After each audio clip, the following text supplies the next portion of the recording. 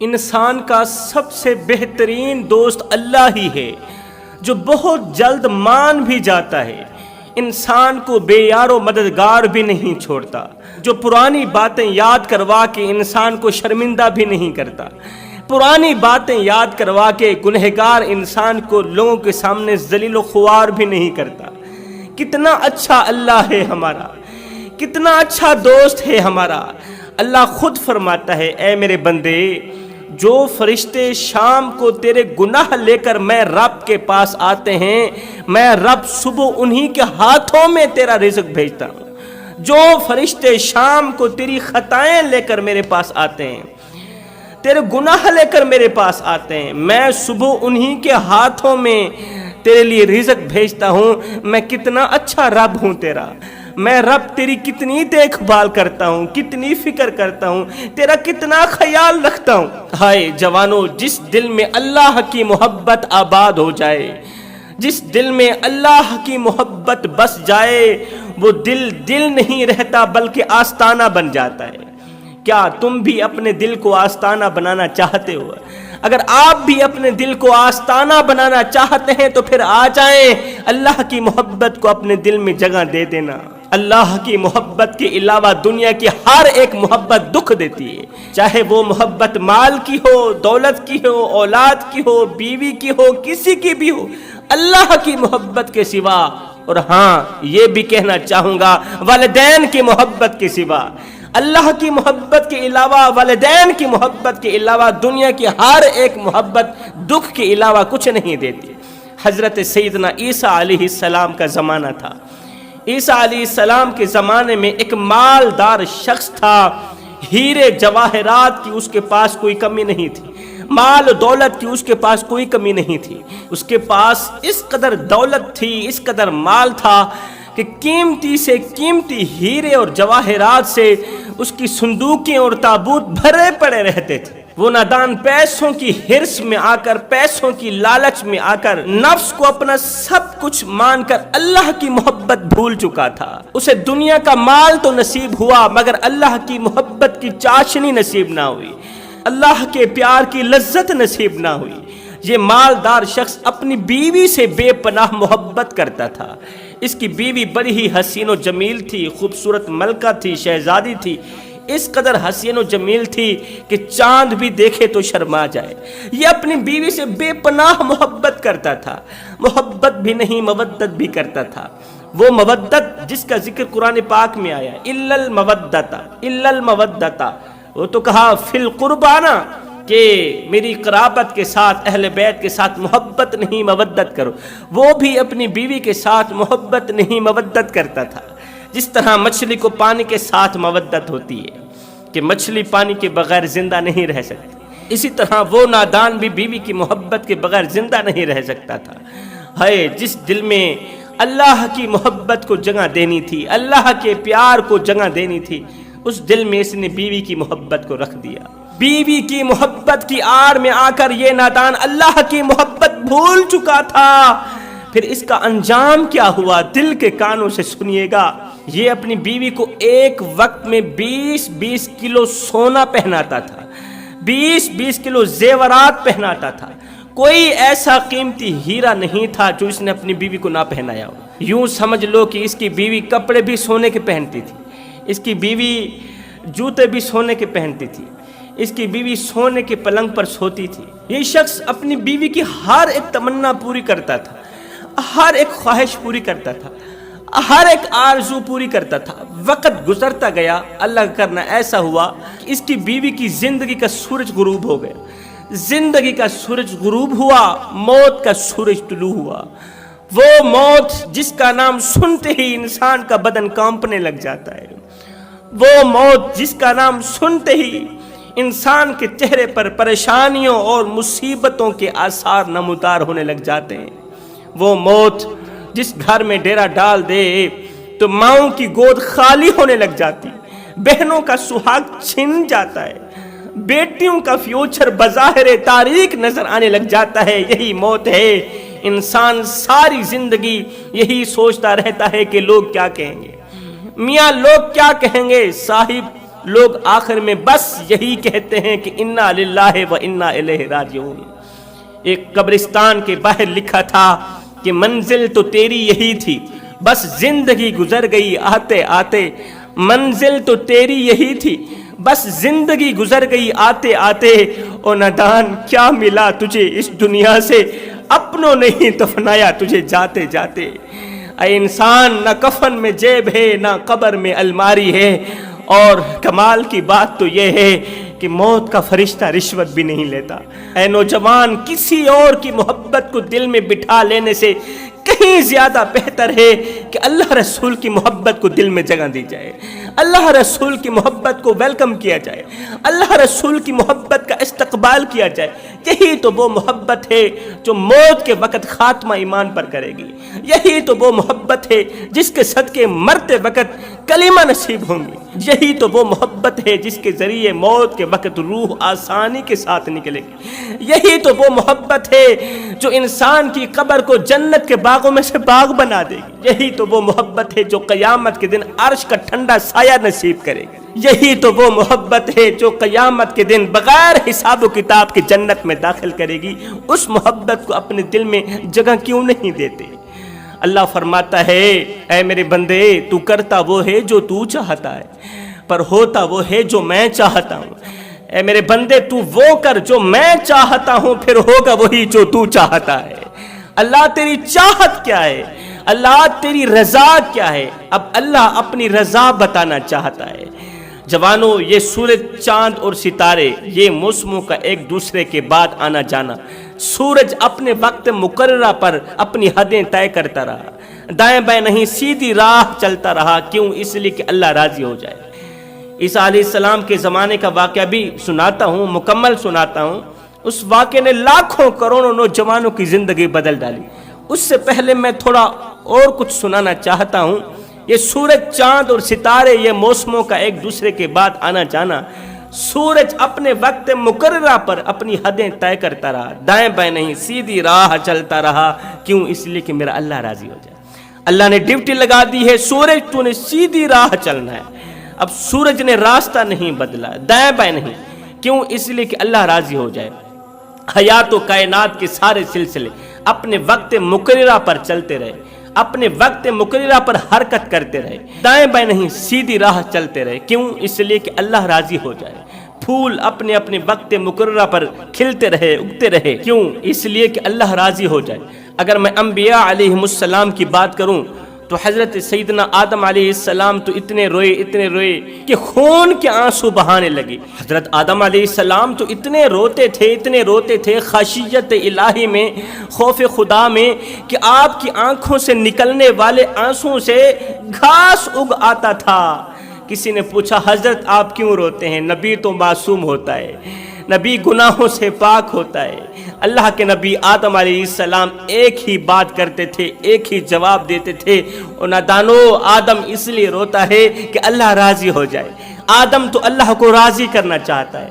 حضرت شعیب علیہ السلام، آپ اتنے روئے، آنکھوں سے بھی نابینا ہو بیٹھے، آنکھیں جاتی رہیں۔ میرے اللہ نے شعیب کو آنکھوں سے نوازا۔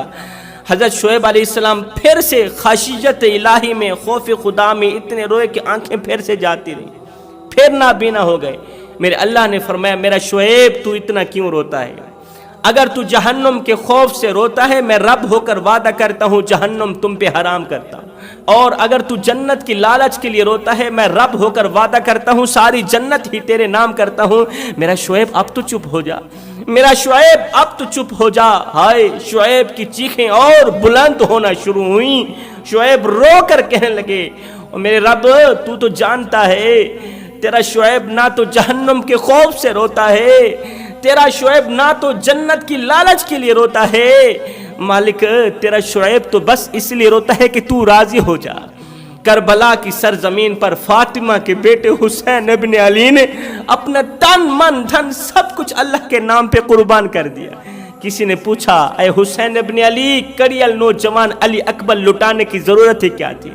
علی اصغر قربان کرنے کی ضرورت ہی کیا تھی؟ اون محمد لٹانے کی ضرورت ہی کیا تھی؟ عباس کے بازو کیوں قربان کیے؟ فرمایا اس لیے کہ میرا اللہ راضی ہو جائے۔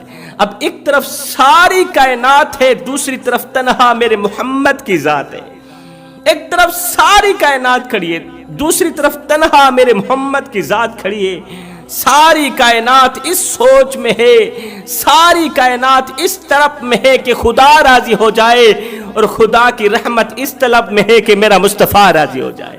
ساری کائنات خدا کو راضی کرنا چاہتی ہے۔ آدم بھی خدا کو راضی کرنا چاہتا ہے، عیسیٰ بھی خدا کو راضی کرنا چاہتا ہے، موسیٰ بھی خدا کو راضی کرنا چاہتا ہے۔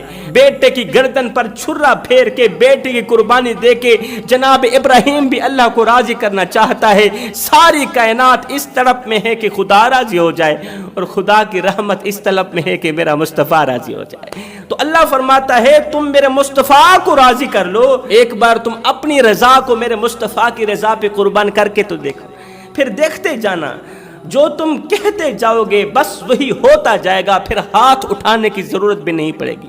وقت قلیل ہے، موضوع طویل ہے جوانو۔ اس نوجوان کی خوبصورت بیوی کا انتقال ہو گیا، بیوی فوت ہو گئی۔ بیوی کے مر جانے کے بعد عزیز و اقارب نے کہا کہ کیوں نہ بھابھی جی کی قبر قبرستان میں کھدوائی جائے۔ مالدار شخص نے کہا خبردار، یہ خوبصورت محل میں نے اپنی بیوی کے لیے ہی تو بنایا تھا، میرے پیار کی قبر قبرستان میں نہیں بنے گی، میری محبوبہ کی قبر اسی خوبصورت محل کے صحن میں ہی بنے گی۔ مالدار کے حکم پر، مالدار کے کہنے پر اس کی بیوی کی قبر خوبصورت محل کے صحن میں ہی بنے گی۔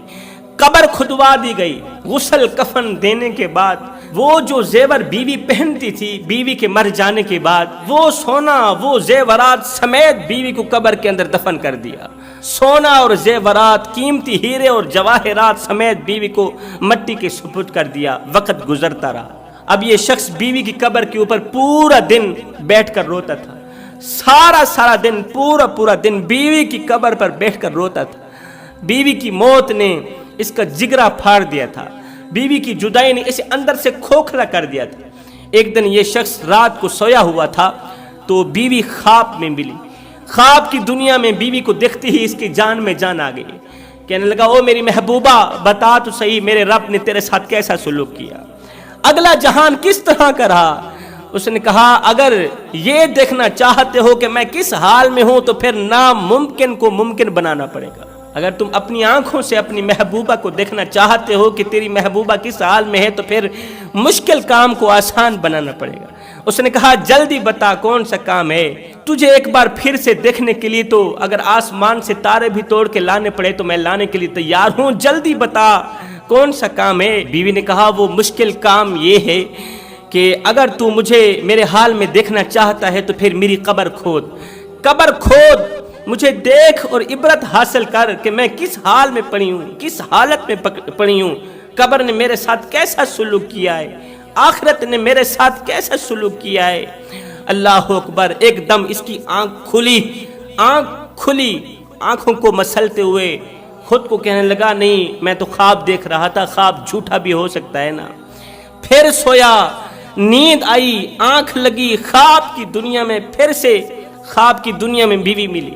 پوچھنے لگا اے میری محبوبہ بتا آخرت نے تیرے ساتھ کیسا سلوک کیا، اللہ نے تیرے ساتھ کیسا سلوک کیا، قبر نے تیرے ساتھ کیسا سلوک کیا؟ اس نے کہا اگر مجھے دیکھنا چاہتا ہے تو پھر میری قبر کھود، پھر مشکل کام کو آسان بنا، قبر کھود، دیکھ میں کس حال میں پڑی ہوں۔ قبر نے مجھے اس طرح دبایا ہے کہ میری ایک حصے کی پسلی دوسرے حصے کی پسلیوں پہ وصل ہو گئی ہے۔ جب 5ویں مرتبہ بھی یہی خواب آیا تو اس شوہر نے کیا کیا، کدال اٹھایا، قبر کو اکھاڑنے لگا، کدال اٹھا کر قبر کھود ڈالی۔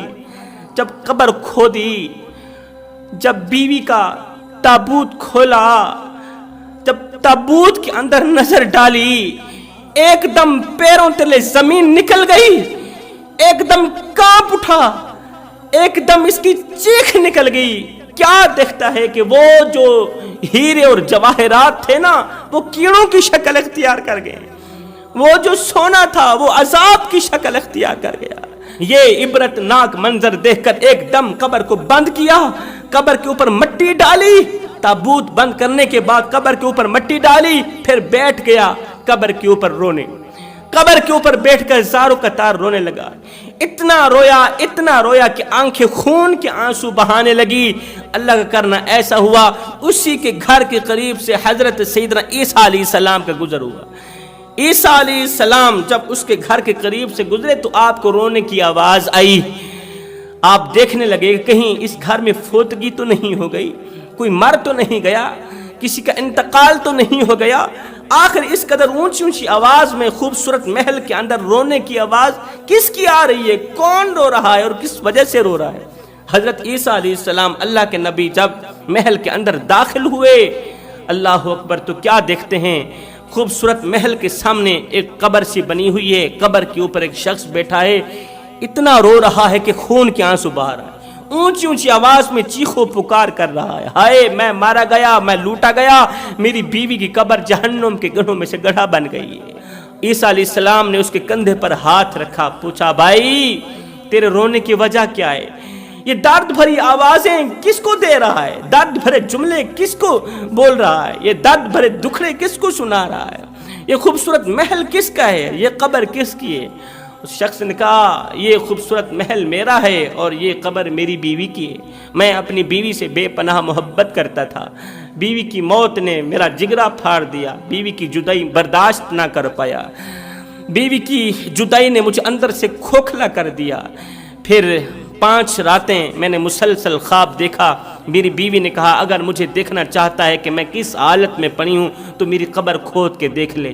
ایک دن میں نے کدال اٹھایا، اللہ اکبر، قبر کھودی، جب تابوت کھولا تو اندر کیا دیکھتا ہوں؟ وہ 20 کلو سونے کے زیورات جو میں نے قبر کے اندر بیوی کے ساتھ دفن کیے تھے نا، وہ ہیرے جواہرات سانپوں کی شکل اختیار کر گئے، بچھوں کی شکل اختیار کر گئے۔ قبر کو جہنم کے گڑھوں میں سے گڑھا بنتے ہوئے دیکھا ہے، مجھے ایسے لگ رہا تھا جیسے جہنم کی تمام کھڑکیاں کھول دی گئی ہوں اور قبر جہنم کے گڑھوں میں سے گڑھا بنا دی گئی ہو۔ یہ سن کر حضرت سیدنا عیسیٰ علیہ السلام کا دل بھر آیا، اسے روتا ہوا دیکھ کر نا اللہ کے نبی کا دل بھر آیا۔ اللہ کے نبی نے فرمایا اے بندہ خدا، اگر تیری بیوی زندہ ہو کر قبر سے باہر نکل آئے اور یہ بتائے کہ میں دنیا میں کون سے ایسے گناہ کرتی تھی کہ جن گناہوں کی وجہ سے آج میری قبر کالی ہوئی پڑی ہے، میں کون سی ایسی خطائیں کرتی تھیں کہ جن خطاؤں کی وجہ سے میری قبر کے اندر سانپ چھوڑ دیے گئے، بچھو چھوڑ دیے گئے۔ اس نے کہا جی ضرور، میں وہ جاننا چاہتا ہوں، اس حقیقت سے آگاہ ہونا چاہتا ہوں، ان گناہوں سے آگاہ ہونا چاہتا ہوں، پھر میں اللہ سے توبہ کروں گا کہ میں ان گناہوں سے بچ جاؤں۔ اس کے بعد اللہ کے نبی حضرت عیسیٰ علیہ السلام نے 2 رکعت نماز پڑھی، قبر کے سرحانے کھڑے ہو کر اشارہ کرتے ہوئے فرمایا اے قبر کے اندر سوئی ہوئی عورت، اللہ کے حکم سے زندہ صحیح سلامت ہو کر قبر سے باہر نکلا، اللہ کے حکم سے زندہ صحیح سلامت قبر سے باہر نکلا، ایک دم قبر پھٹی، اندر سے بالوں سے مٹی جھاڑتی ہوئی، سر سے مٹی جھاڑتی ہوئی، کپڑوں سے مٹی جھاڑتی ہوئی ایک عورت باہر نکلی، اس کے منہ سے آگ کے شعلے تھے، اس کے کانوں سے آگ کے شعلے تھے۔ اللہ کے نبی نے اسے اس حال میں دیکھا تو پوچھنے لگے اے عورت بتا تو صحیح، تو دنیا میں کون سے ایسے گناہ کرتی تھی کہ تیرے گناہوں کی نحوست کی وجہ سے آج تیری قبر کے اندر تجھے اس قدر دردناک عذاب دیا جا رہا ہے؟ تو اس عورت نے کہا میں 3 گناہ بڑے شوق سے کرتی تھی، سب کچھ کرنا، یہ 3 گناہ نہ کرنا۔ عیسیٰ علیہ السلام نے فرمایا جلدی بتا وہ کون سے 3 گناہ ہیں؟ تو اس عورت نے کہا میرا پہلا گناہ، میرے شوہر کے پاس اتنا مال تھا، اتنا پیسہ تھا، اتنے زیورات تھے کہ میں جس پلنگ پہ سوتی تھی وہ بھی سونے کا تھا، یوں سمجھ لیجئے کہ میں کپڑے بھی سونے کے پہنتی تھی، میں جوتے بھی سونے کے پہنتی تھی، اضافی مال تھا، اضافی سونا تھا، زیورات تھے، قیمتی ہیرے اور جواہرات تھے، مگر میں ان کی زکوٰۃ نہیں دیتی تھی، ان میں سے زکوٰۃ نہیں دیتی تھی۔ ہائے، مال میں سے زکوٰۃ نہ نکالنے والا جو گناہ تھا نا، اس نے میری قبر کے اندر سانپ چھوڑ دیے، بچھو چھوڑ دیے، جو میں اپنے مال سے زکوٰۃ نہیں نکالتی تھی۔ میں اور میرا شوہر اس قدر منحوس تھے، اس قدر کنجوس تھے کہ مال کے ہونے کے باوجود بھی دروازے پر آئے کسی بھوکے کو کھانا نہیں کھلاتے تھے، کسی پیاسے کو پانی نہیں پلاتے تھے۔ بھوکوں کو کھانا نہ کھلانا، پیاسوں کو پانی نہ پلانے والا جو گناہ ہے نا، اس نے میری قبر کو کالا کر دیا ہے۔ اللہ کے نبی نے فرمایا تیرے کانوں سے آگ کے شعلے کیوں نکل رہے ہیں، آگ کے فوارے کیوں نکل رہے ہیں؟ اس عورت نے کہا ان کانوں سے میں جب بھی سنتی تھی نغمے سنتی تھی، جب بھی سنتی تھی گانے سنتی تھی، جب بھی سنتی تھی غلط باتیں سنتی تھی، نفسانی خواہشات کو پورا کرنے والی باتیں سنتی تھی۔ میرا شوہر مجھ سے خوب محبت کرتا تھا، میں شوہر کی غیر موجودگی میں غیر محرم مردوں کو اپنے گھر میں بلاتی تھی، ان سے باتیں کرتی تھی، انہی کانوں سے وہ باتیں سنتی تھی، شوہر کی اجازت کے بغیر گھر سے باہر نکلتی تھی۔ اس قدر محبت کرنے والے شوہر کے علاوہ میرے اور بھی بہت سے دوست تھے، دوستیاں نبھاتی تھیں، تعلقات بڑھاتی تھی، ان سے نفسانی خواہشات پورے کراتی تھی۔ اللہ کے نبی نے فرمایا یہ بتا تیرے منہ سے آگ کے شعلے کیوں نکل رہے ہیں؟ اس نے کہا حضرت میرے منہ سے آگ کے شعلے نکلنے کی وجہ یہ ہے کہ میں زبان سے جب بھی بولتی تھی گندا بولتی تھی، جب بھی بولتی تھی غیبت کرتی تھی، چغلی کرتی تھی، جھوٹ بولتی تھی۔ ان 3 گناہوں کی وجہ سے آج میری قبر جہنم کے گڑھوں میں سے گڑھا بن گئی۔ اس کے بعد اللہ کے نبی نے فرمایا اے عورت جس طرح اللہ کے حکم سے تو زندہ ہو کر قبر سے باہر نکلی ہے، اسی طرح اللہ کے حکم سے ایک بار پھر سے مر کر قبر کے اندر چلے جائے۔ اس نے ایسا ہی کیا، ایک بار پھر سے مر کر قبر کے اندر چلی گئی۔ اللہ کے نبی نے قبر کے اوپر مٹی ڈالی، پھر اللہ کے نبی نے اس محبت کرنے والے شوہر سے مخاطب ہو کر فرمایا او نادان تو نے جس سے محبت کی ہے اس نے کسی اور سے محبت کی ہے، کس طرح تیرے ساتھ دھوکہ کرتی رہی، فراڈ کرتی رہی، تو جسے اپنا سب کچھ سمجھتا رہا وہ کسی اور کو سب کچھ سمجھتی رہی، تو جس سے عشق کرتا تھا وہ کسی اور سے عشق کرتی تھی۔ سن لیا ہے نا تیری غیر موجودگی میں غیر محرم مردوں کو بلا کر ان سے اپنی شہوت پورا کراتی تھی، اور تو نے اسی سے محبت کی، ساری زندگی تباہ و برباد کر ڈالی۔ اور نادان کاش کہ تو میرے اللہ سے محبت کر لیتا، جس طرح تو نے بیوی کے ساتھ محبت کی کاش کہ تو میرے اللہ سے محبت کر لیتا، جس طرح تو نے بیوی سے پیار کیا کاش کہ میرے اللہ سے پیار کر لیتا، یہ نوبت نہ آتی، میرا اللہ تجھے بے یار و مددگار نہ چھوڑتا، اس طرح میرا اللہ تجھے دکھ نہ دیتا، تجھے درد نہ دیتا، تیرا جینا حرام نہ کرتا، میرا اللہ تجھے حوصلے دیتا، میرا اللہ تیرے گناہوں کو سامنے کر کے لوگوں کے سامنے ذلیل و خوار نہ کرتا، تیری پرانی باتیں تجھے یاد کروا کے اللہ تعالیٰ تجھے شرمندہ نہ کرتا۔ اے بندے آ جا اس کریم رب کی چوکھٹ پر جو 1 ماں سے نہیں 70 ماں سے بھی بڑھ کے محبت کرنے والا۔